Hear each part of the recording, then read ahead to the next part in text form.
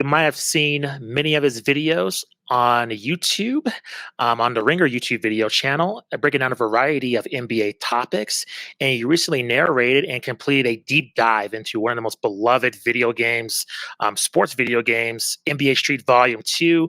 We welcome J. Kyle Mann onto Hoopsology. How's it going? Great. How are you guys doing? Doing pretty well. And I got to admit, when seeing this video by NBA Street Volume 2 and seeing it was a 45-minute deep dive, I was like, oh my goodness, it's Christmas here early because that game had just a huge just effect on me. Just playing it with my friend Kurt over at his house. It's just such a underrated, really basketball video game that's just not really talked about nowadays. So I just want to ask you, how did you just, come about this topic and create in such this deep dive? Because it's a game that's, kind of lost in time a little bit, in terms of basketball games. Usually it's NBA Live or the 2K series, but NBA Street Volume 2, I mean, it's right up there as one of the greatest, sports video games ever. So what was kind of the creative process in creating this video? I actually remember the moment I decided to do it. This was the longest thing I ever worked on. It took me about, probably 2.5 years. I think I started, oh gosh. It was pre-pandemic. It was a long, long time ago. I remember the moment that I decided to, though. I was playing pickup outdoors with some of my friends, and something happened where one of my friends lost control of his dribble for a second and ended up on the ground, but he did it so seamlessly that he got back up and kept his dribble. And we were all kind of talking after it happened, and they were like, "What's that move called?" Like, this conversation broke out. They were like, "It has a name," and somebody said, "That's a slip and slide." And I remember being like, God, that's from NBA Street. I was like, that is insane. And it just kind of got me thinking about we're out, you guys both said you're from random parts of the country too. I'm not from a New York or an LA or anything like that. We're out here, like we're fairly rural. So it just kind of dawned on me in that moment where I was like, man, the reach of that game, on the vernacular, I was like, that's crazy. There's something there. So I just kind of started reading about it and researching it. And I adored that game, just absolutely adored it. And I know you were talking about playing it when you were younger. It really was, for me, growing up where I grew up. I didn't really have many cultural liaisons to areas of pop culture like hip hop, and like classic jazz, things like that, and back pre YouTube, with NBA Legends and things like that, the access to it was a little more limited. So to have something kind of come into my life like NBA Street 2, it was basically like a culture bomb, basically, for me, is what I always tell people. It exposed me to a bunch of things condensed. I called it a cultural Rosetta Stone. That it really, really took a snapshot of like a very specific moment in time, and I just found that really, really fascinating. And I was just like, I was endless. I'm really interested in going maybe too deep sometimes. My bosses will sometimes be like, or I've had experiences where I've done videos about subjects that were maybe a little niche. I worried at times I was doing that with this, but luckily I've had a lot of like-minded people like you guys say that they enjoyed it too. So on that level, it was rewarding for me to research it, the depth of it. But that's how it came about. Was there anything surprising that came about making the video that you didn't expect in terms of the interviews that you conducted? Yeah, I think one of the most surprising parts about it was just the collection of people.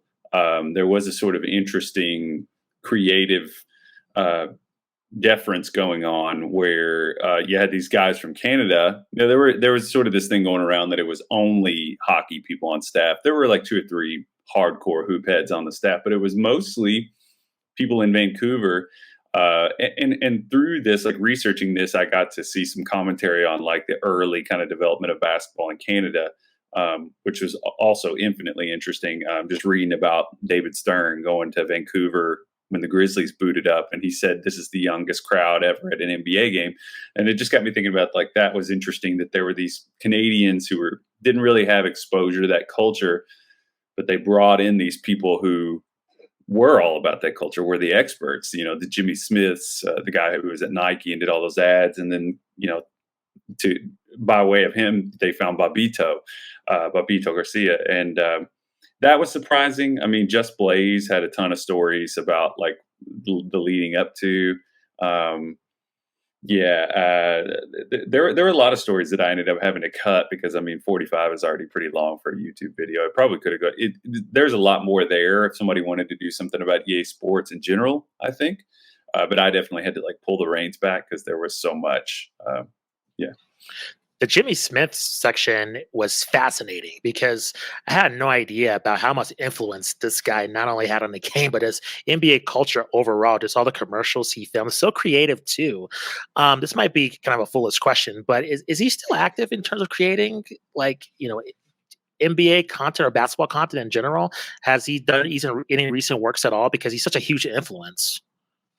Yeah, he worked for Wyden and Kennedy, which famously is the Nike agency. Which the funny part about this is sort of this project was kind of an intersection of personal interest for me because I'm a musician and I worked in advertising for a while. And my dream growing up was like if I wasn't going to be in the NBA, I was like, which, didn't happen. I'm 6'1" and slow and I can't jump, but I can shoot though. But but I thought I would, work on Nike ads because they always just kind of inspired me and appealed to me. I thought they were great, and come to find out, it was really cool to pick his brain and to keep finding out things that he worked on. I was just like, "Are you serious?" Like I didn't realize that he had made the Roswell ray guns thing, which I don't know if y'all are familiar with that. It was a fictitious ABA team that he created for this commercial that like Vince Carter and Jermaine O'Neal, all those guys were on it. It's pretty funny, but like an anecdote on that is, and you should check this out if you haven't ever. He made up this fictional team, and he said he went to Nike and was like, "You guys should make jerseys for this team that we made up for this and sell them." And they were resistant to it apparently, and they finally did. And it sold out literally 20 years later. They're still selling Roswell ray gun stuff to this day. Wow. I bought a t-shirt. So he's a visionary on that front. I think he left Wyden Kennedy at some point to go work on his own thing now called Amusement Park. But he also created the Gatorade, the G campaign. I don't know if you guys have ever seen that. He did that. Yeah, he's still active. He's doing. I think he did something for. He's real big on branded content. He did something for Harlem Globetrotters not too long ago. But the dude's a legend. I mean, just to listen to him talk, and you can see why he's been so successful. He's just charming guy and brilliant. Really smart guy. I was wondering if you could take us kind of, you mentioned the cultural impact of this game. We have had guests on who have written about like NBA Jam and things like that. With I guess I was probably like 5 or 6 when NBA Jam came out. So I wasn't really, allowed to go to the arcade at that time. So for me, NBA Street Volume 1 initially was huge because I did have a PS2 at the time. I got to experience it that way.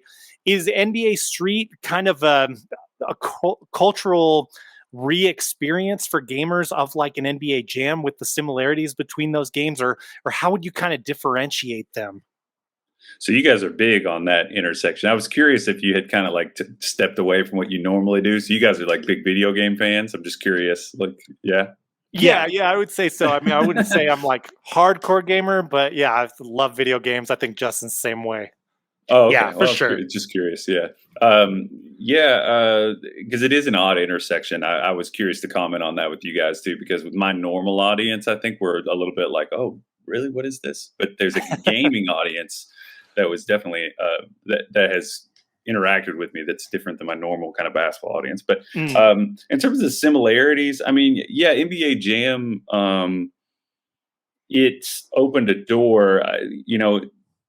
They started to do this sort of hyperbolic, exaggerated animations and things like that. A bunch of different games took from that and borrowed from that. And I think it's hard to come back from a game like that and not be influenced by it. It's kind of like every indie band after like 1997 has some Radiohead in them. It's just inevitable. It's going to happen. Good analogy. and I think that's I've experienced some of that firsthand. But you were talking about not being old enough. I think I had NBA Jam for Genesis. but I remember specifically there was a shoe carnival. Do you all have shoe carnivals where you're from? Have you ever heard of that? It's like just a shoe store. I mean, there Oh, was an gotcha. Yeah. there was an NBA Jam in the back of it. I was like, that's something that is kind of lost on today's Yeah. generation. I hate to tap my cane on the floor and rant for a second, but I mean, We're with uh, you. Right, no, 100%. there's something kind of magical about it, like having a Yeah. console was fun, but there was something about like I knew that cabinet was at that store and it was at the back, and I'd sneak back there, and I don't know, I have fond memories of that, but I think Barkley Shut Up and Jam has some of that in it, like the jumping through to the ceiling kind of Yeah. thing. Will Moselle told me, the guy who was one of the big producers on all the NBA Live games, all the early ones, he was telling me that in NBA Live 2000, I don't know if you guys ever played that one. I played that one just absolutely religiously, nonstop. Hmm. They had an Hmm. arcade mode on it, which was 5-on-5. Yeah, but you're nodding like it was fun. But he said that was sort of a thing that opened the door in his mind to like, hey, maybe we keep going with this. Mm. But yeah, I mean, the original NBA Street felt a little bit more like a sort of repurposed send up of that game. I think Mm. things really, really shifted when they added that, style points element to it, when they really, really invested on that part of it, but then enlisting the sort of cultural texture to bring it in, it just kind of took it to another place. And obviously the way that it came together, uh, was special. I mean, there's a lot of games that have attempted to do things. I think Tony Hawk was pretty successful at that too. Agreed. That's really, really stating it mildly. But yeah, I think the cultural snapshot just was like perfect. It was just, somebody described it as struck by lightning, like it just doesn't normally happen. And it did with this one. Yeah, it kind of felt like it just I guess like broadened your options as far as how you could play the game, because NBA Jam is so fast paced, and the game will get more or less difficult depending on how your lead expands or decreases, kind of encourage you to keep going. Whereas in Street, you could spend all kinds of time doing tricks as well, but it is still like coherent basketball. Did you for your video, did you have kind of like a evolution into getting to this point where NBA Street Volume 2 came around? Like an idea of like how the games before it led to it, or Mhm. is that what you mean? Correct. Yeah.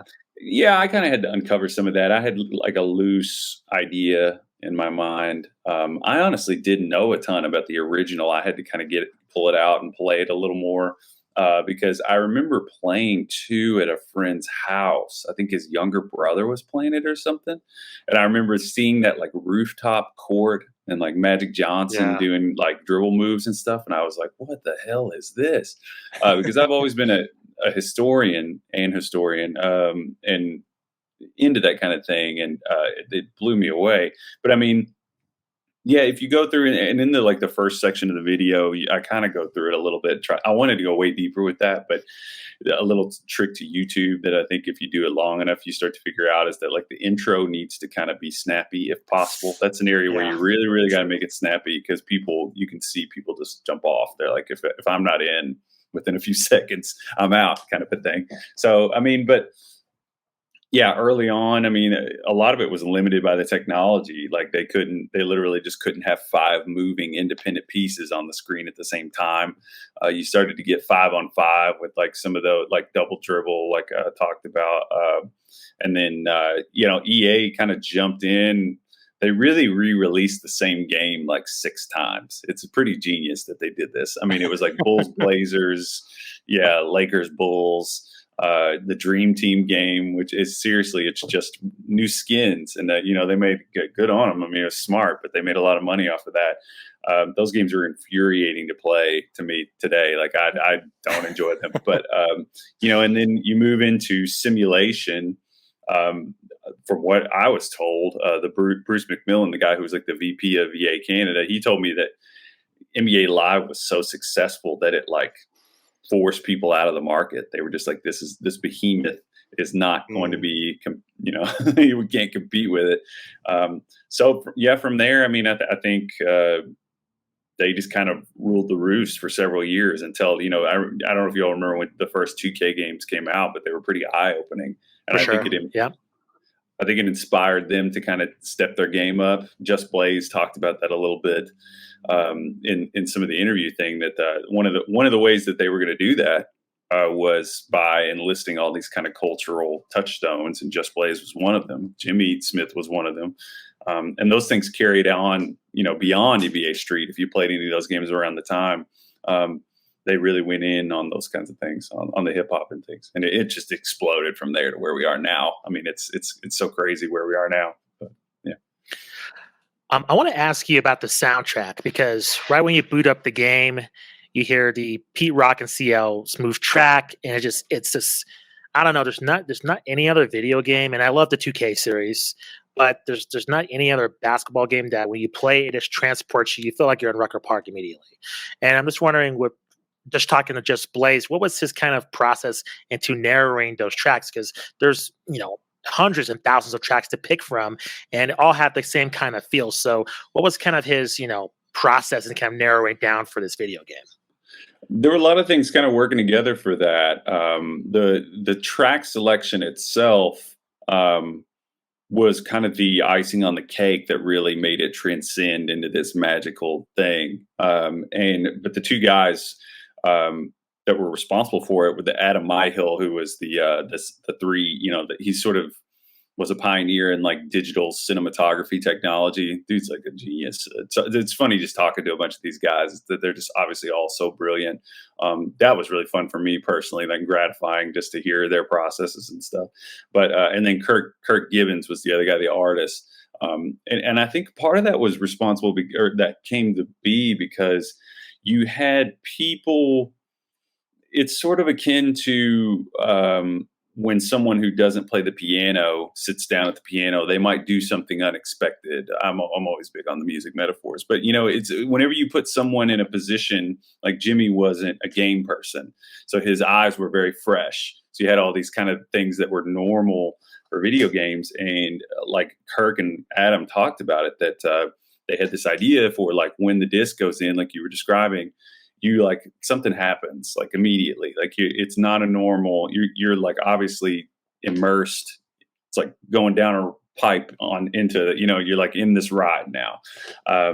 And in terms of, the aesthetic and things like that, they really wanted it to like be paced in terms of colors. So when it came in, it was kind of cool colors, and you were moving through this kind of city landscape. And they said Blue Note record covers were an inspiration for that. But then once you got to that title screen, They Reminisce Over You starts playing, and it's just perfect. I mean, that song has a kind of like a haunting, nostalgic quality as it is. I listened to it 87 million times during the making of this video. I wanted to have it be in the video, but I couldn't pay to clear it. I wish we could have done that, but maybe in the future if we release it as a documentary, I don't know. But I'm just bullshitting now. But in terms of like picking the song, Blaze said that they like sat around with a guy, Steve Schnurr, who is like the director of music globally for EA, still is now.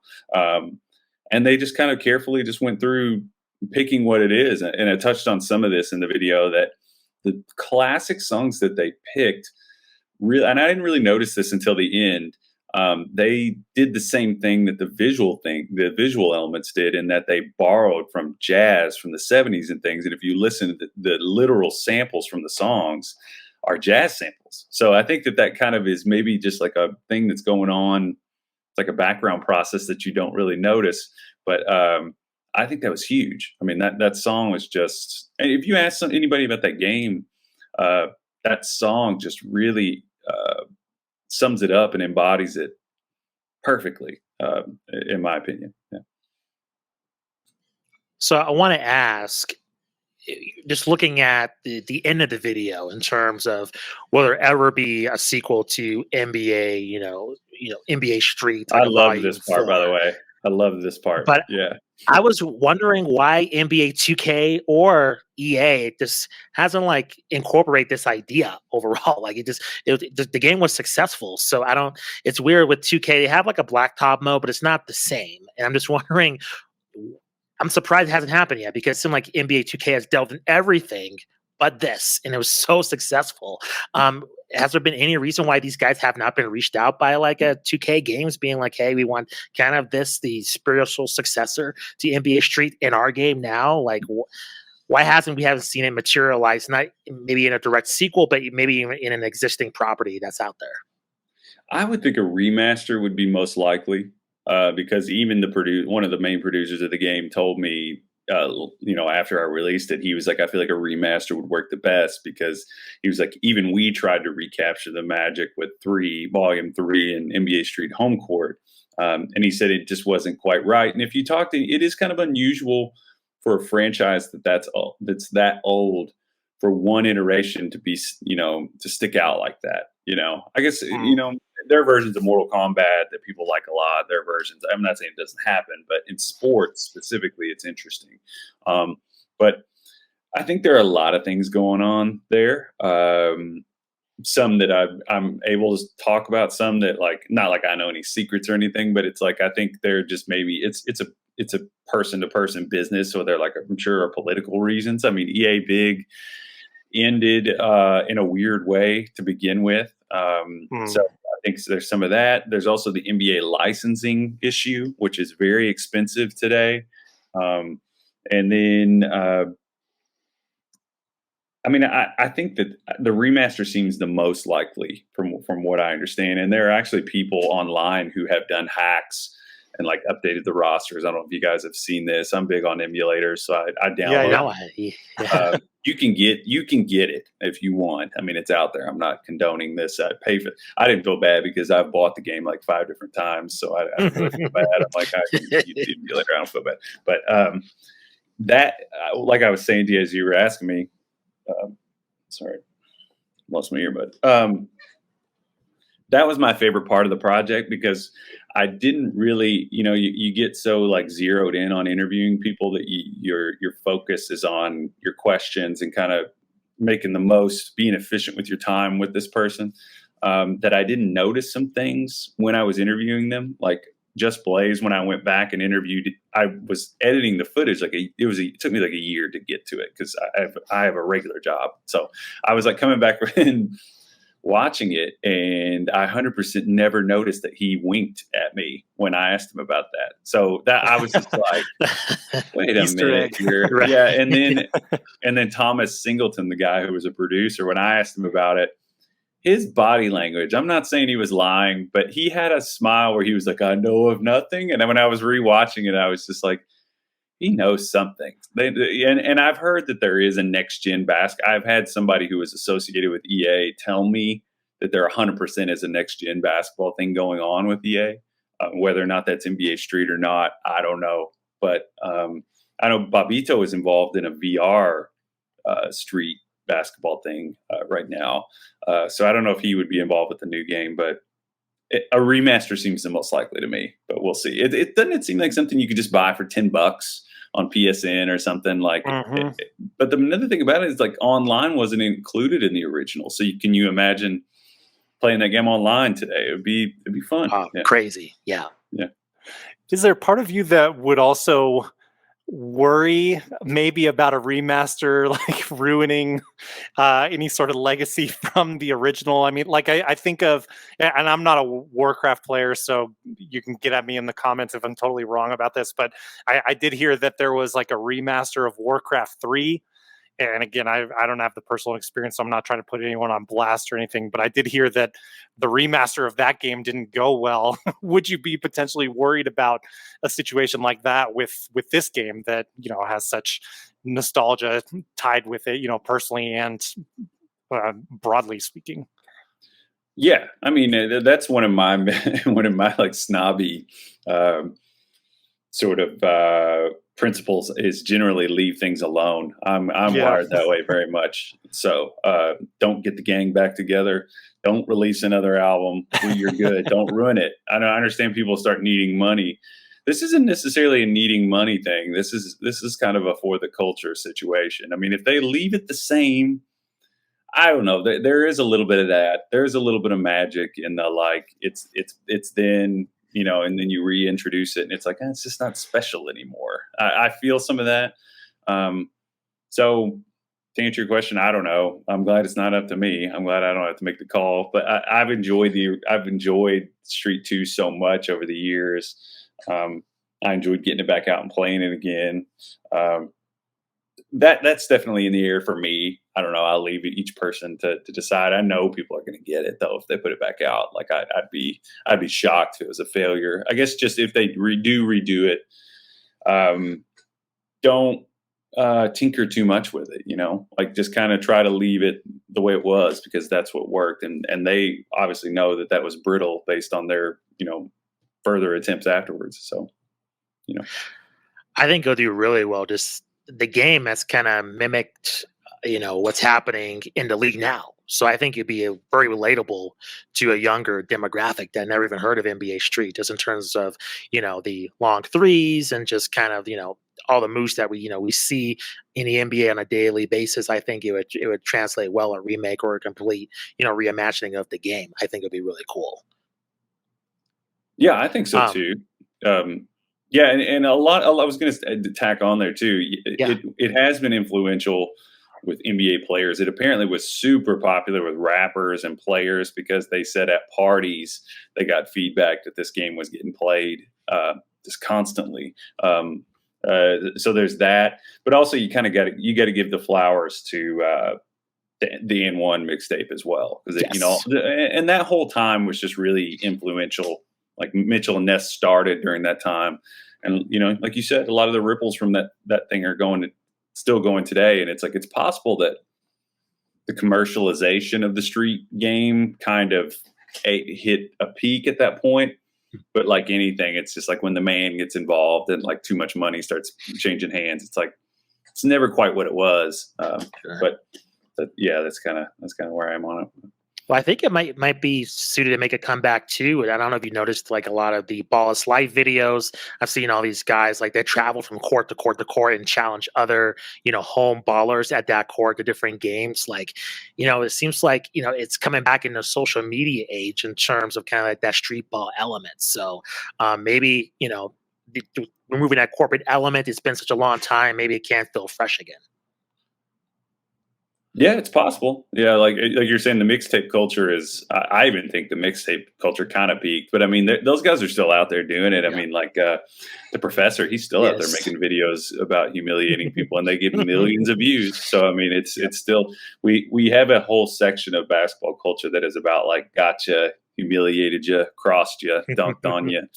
I'm getting a little, and I'm like in my mid 30s now. I'm not as like worried about that stuff, but for the younger audience, yeah, absolutely, they eat it up very clearly. So.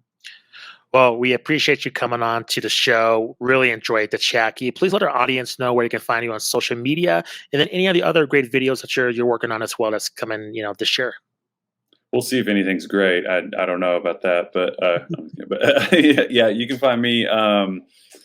On Twitter at JKyleMann. I'm at JKyleMann on like every platform. So you can come by and say you hate me or whatever. That my videos are on the Ringers YouTube page. You can find like a playlist of all mine or a playlist of all the different people that we have creating on our channel. It's not just me. It's a bunch of people. So subscribe to that. And we also have a website, theringer.com, which has a ton of great writing. We have some just brilliant writers.